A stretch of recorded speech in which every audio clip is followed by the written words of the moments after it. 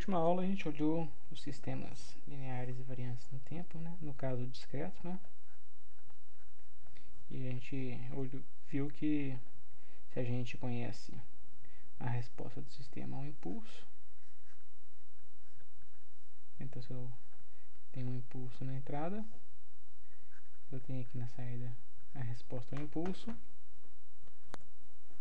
e conhecendo o H, resposta ao impulso, eu posso encontrar a saída do sistema para qualquer entrada fazendo a convolução, certo? Então a convolução entre o sinal de entrada e a resposta ao impulso do sistema me dá a resposta do sistema a uma entrada qualquer x.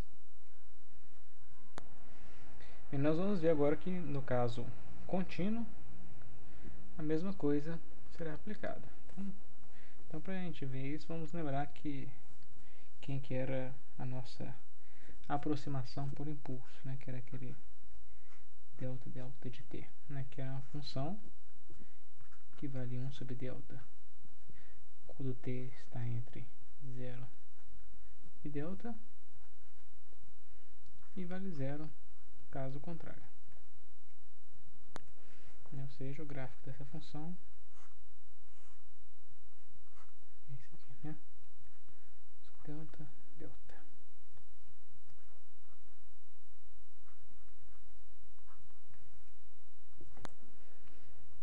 E se eu pegar um sinal qualquer x, vamos desenhar aqui um x qualquer, a gente pode aproximar esse sinal x qualquer para um sinal x delta de t, que é uma combinação de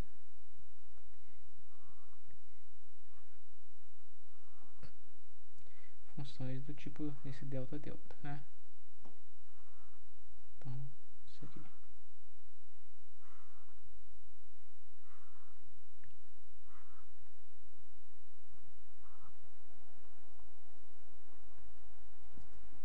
Certo? Então aqui eu tenho o meu x de t e a aproximação x delta de t.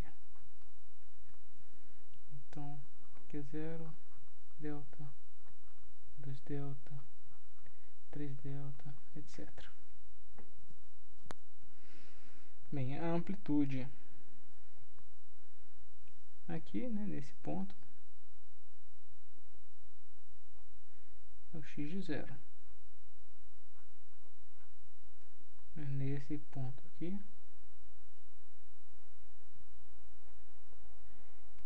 é o x de delta. Neste ponto aqui, é o x de 2 delta.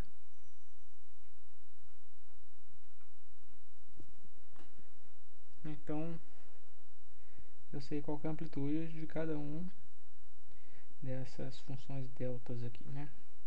Então, quando a gente faz essa aproximação x de delta, a gente está aproximando a função x, né, por uma combinação de deltas, né, cada um com um deslocamento que é um múltiplo de delta. Então, isso aqui é uma combinação de deltas, né, são infinitos deltas, né, com amplitude que vai ser dada pelo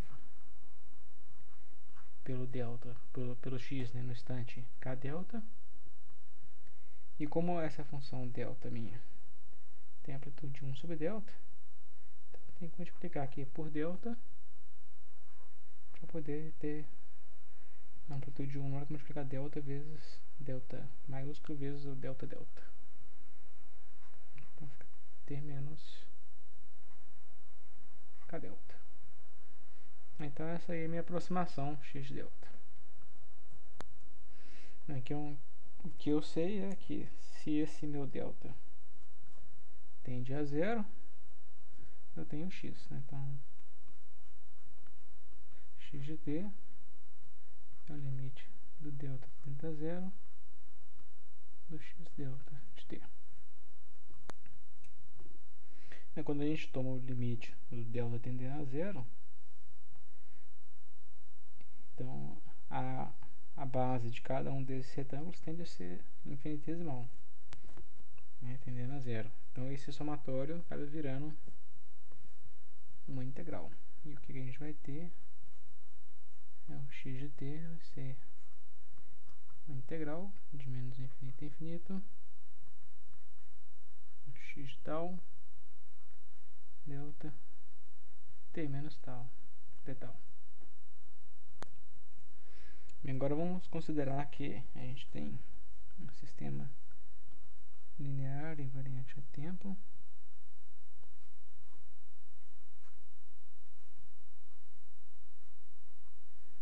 E a gente tem um x na entrada, y na saída.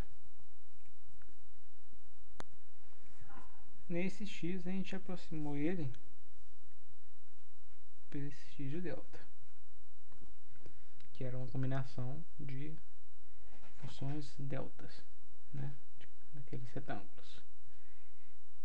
Então vamos supor que a gente tem essa função delta aqui, aplicando ela no sistema.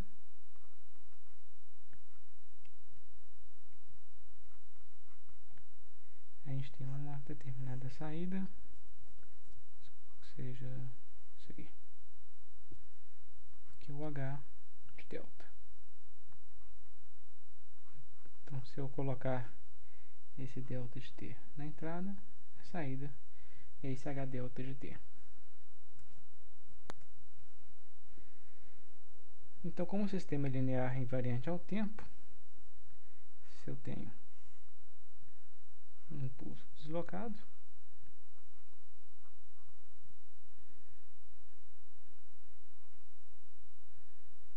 que é esse aqui, o delta de delta, t menos delta, a resposta deste sistema é a mesma resposta anterior, né, só que deslocada de delta. Tentar aqui reproduzir, né? Finge que esse aqui está igual. Então esse aqui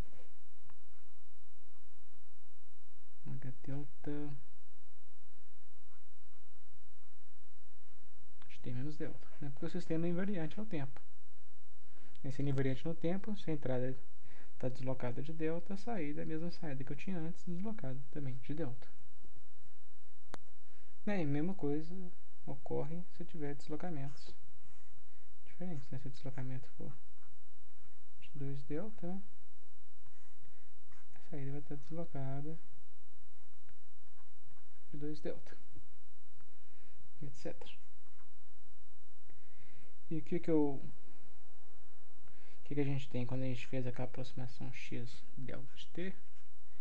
Que esse x delta de t era uma combinação linear de funções delta de t, né?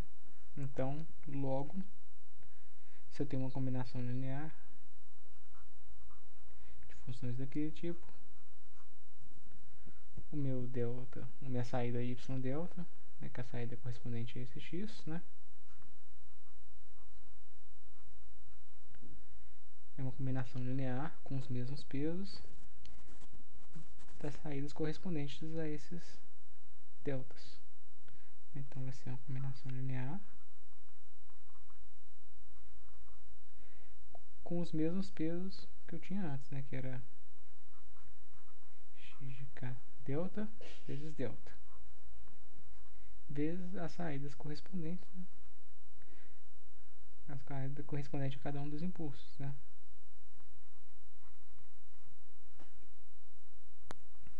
Então isso aqui ocorre porque o sistema é linear.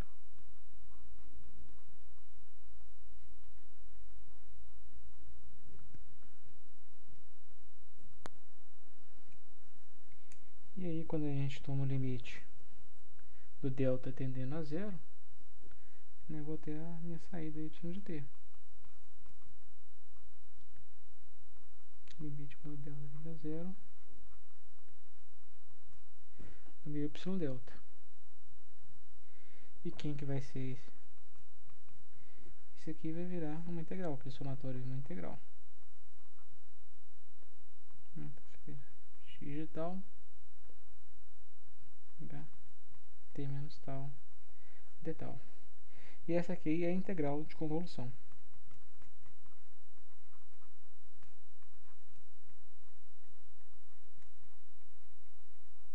Que a gente representa também com o mesmo símbolo, né, esse asterisco. Então, convolução do x com h.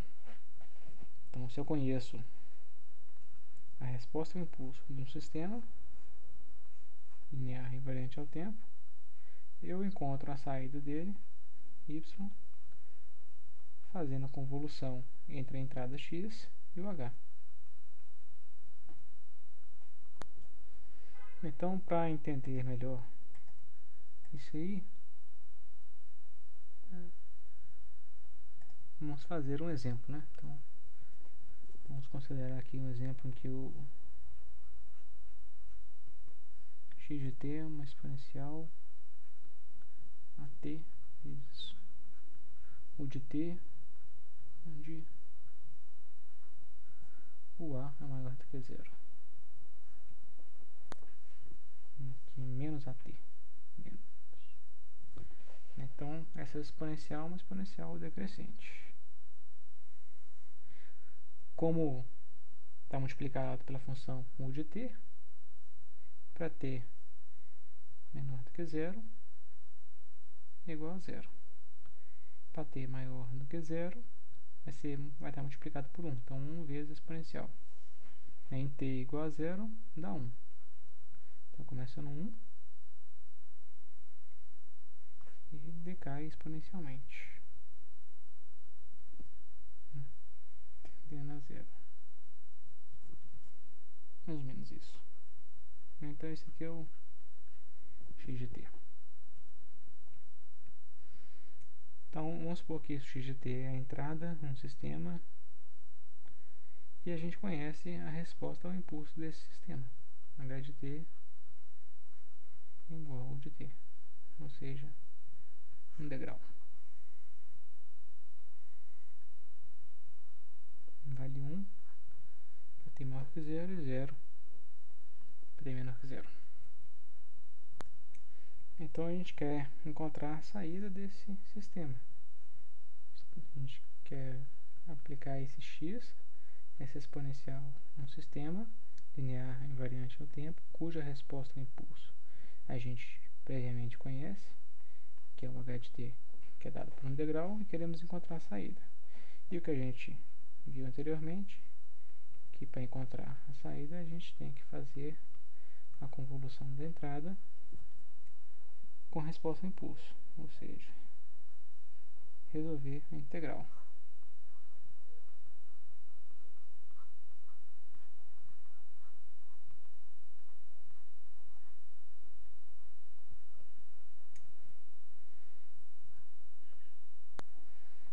Então, para a gente resolver a integral, vamos ver aqui o seguinte: o x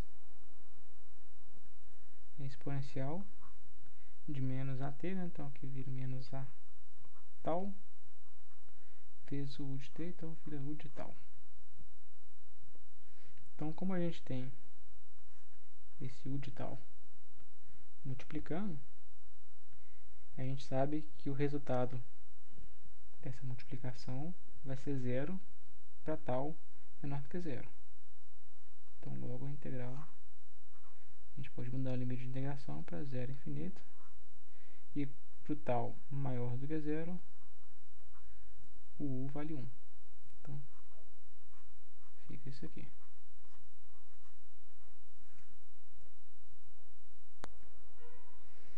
Bem, e aqui temos o h. E o h a gente sabe que é um degrau.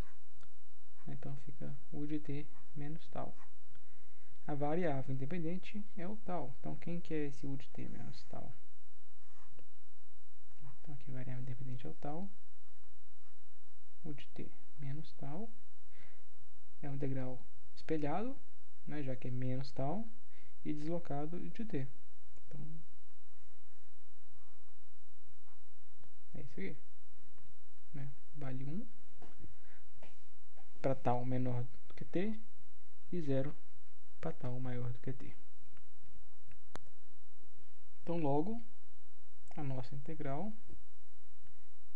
a gente pode mudar os limites de integração dela, de 0 até t.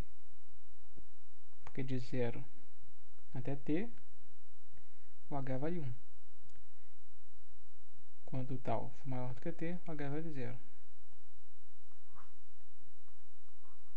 Então, fica isso aí.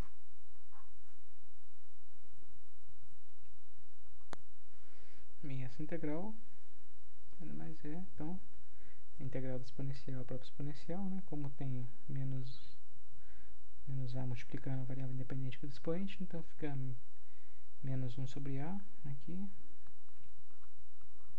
menos 1 sobre a, exponencial de menos a tal, e vamos avaliar no intervalo, né, de 0 a t. Então isso é igual menos 1 sobre a, exponencial de menos a t, menos 1. Então, como tem um menos 1 multiplicando, eu posso trocar a ordem dos dois, fica 1 sobre a vezes 1 menos exponencial de menos a t. E obviamente esse resultado aqui é para t maior do que 0, né? Porque se o t for menor do que 0, a gente não está esse intervalo de integração aqui não faz sentido, né? Esse intervalo de integração de 0 a t é t maior do que 0, claro. Então, essa resposta y de t que a gente encontrou, 1 sobre a t, isso é para t maior do que 0. E para t menor do que 0, isso aqui dá 0. Né? Então, logo a gente pode multiplicar pelo esse u de t, né? Que faz esse papel. Quando t for maior do que 0, é 1 sobre a, 1 menos exponencial de menos at. Quando t menor do que 0, dá 0. E quem que é o gráfico desta saída y de t? Em t igual a 0, dá 1 menos 1, então dá 0, começando 0, e vai crescendo. Quando t tende a infinito, exponencial de menos at tende a 0. Então fica 1 sobre a. Então y de t tende a 1 sobre a no infinito.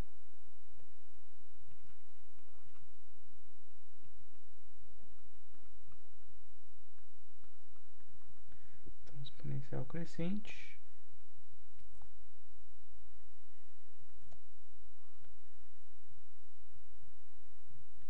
que tende assintoticamente a 1 sobre a. Agora, da mesma forma que a gente fez no caso discreto, a gente pode analisar essa integral de convolução graficamente. Então, vamos escrever aqui embaixo. Na integral x de tal, h t menos tal, d tal.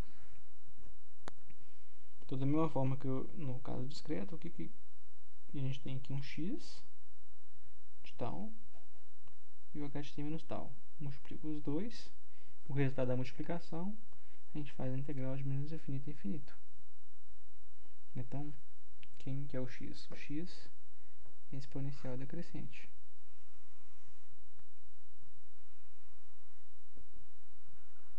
X de tal.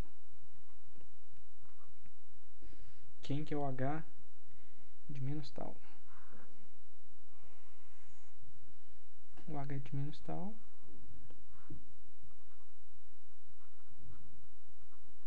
é o impulso espelhado. Impulso não integral. degrau espelhado. Então, para cada valor de t, então vamos supor que se o t for negativo, esse degrau está deslocado para a esquerda. Aqui, tal negativo. Se o tal positivo, está deslocado para a direita. Tal no t. Então aqui é o h de t menos tal.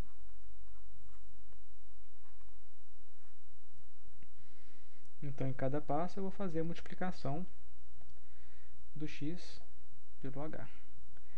Obviamente, se o t for menor do que zero, multiplicar esse h de t menos tal pelo x de tal, o resultado da multiplicação dá zero.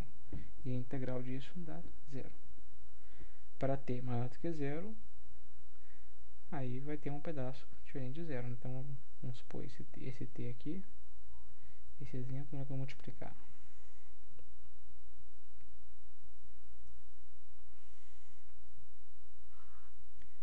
O x para esse t, para esse h, vai ficar isso aqui, né?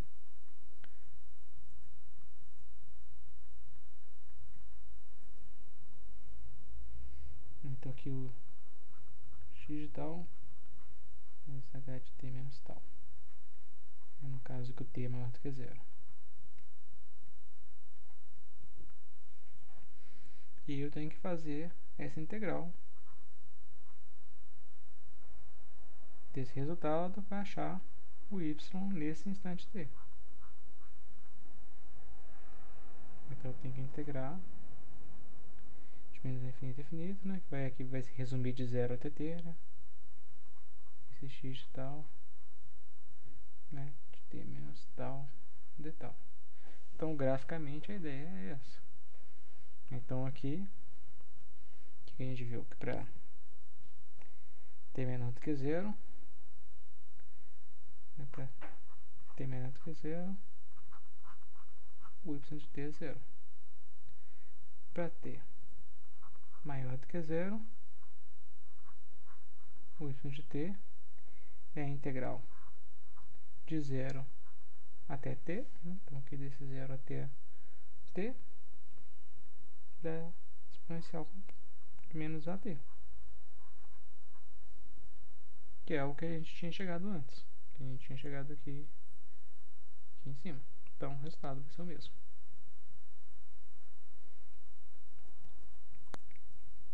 Então mais uma vez, o que a gente viu é que, conhecendo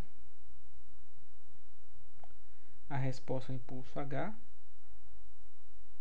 a gente pode encontrar a saída do sistema y para uma entrada x qualquer, né? Para um sistema linear invariante ao tempo, né? A gente sabe encontrar quem é esse y, e a gente sabe que para fazer isso a gente tem que fazer a convolução do x com h. Então a gente tem uma forma de calcular a saída do sistema, sendo que a gente conhece quem que é a resposta ao impulso dele. E aqui um exemplo daquele site Joy of Convolution, e ele tem também um applet Java que faz a convolução para sinais contínuos. Então, vamos supor que o x e o h sendo igual, esse sinal aqui igual, né, que é esse conhecido como boxcar, né, a função que vale 1, que não fala o tamanho do intervalo, né, de 0 até um certo até 0 aqui e 0 fora desse intervalo. Então, vamos fazer a convolução do x com ele mesmo, né? Então, fazendo h igual a x. Então, a gente pega, espelha o sinal, que no caso está espelhando o x, né? Trasladando ele. À medida que a gente vai trasladando, vai multiplicando um pelo outro, mostra aqui embaixo o resultado da multiplicação de um pelo outro em cada instante t. E aqui embaixo o resultado da integral. Então, à medida que a gente vai deslocando, não tem sobreposição nenhuma de um com o outro, o resultado da integral dá zero. à medida que chega aqui, começa aumentando a sobreposição de um com o outro e vai aumentando o resultado, né, da integral do x com h. E depois começa a diminuir. Vamos pegar aqui um outro exemplo, x e esse h. Vou mostrar aqui a resposta. Então aqui a gente vai trazendo x, por enquanto aqui vai dando tudo zero, não tem sobreposição nenhuma. A partir daqui vai começar a ficar negativo, porque um deles tem sinal negativo. Depois aqui começa a aumentar, porque tem uma grande parte que ainda está multiplicando por menos 1 aqui, né? Então 1 por menos 1 é negativo, mas aqui tem uma contribuição positiva, então vai somando e aumentando, até chegar no ponto aqui que equilibra um com o outro e dá zero. E depois começa a ter mais contribuição positiva, até chegar no máximo positivo e desce até o zero. Então depois vocês podem procurar o site, né? Joy of Convolution, e brincar aqui com os exemplos. E também você pode também desenhar com o mouse o exemplo que você quiser. E aí teste aqui e faz a convolução, né? Então vamos ficar por aqui e na próxima aula a gente fala sobre algumas propriedades.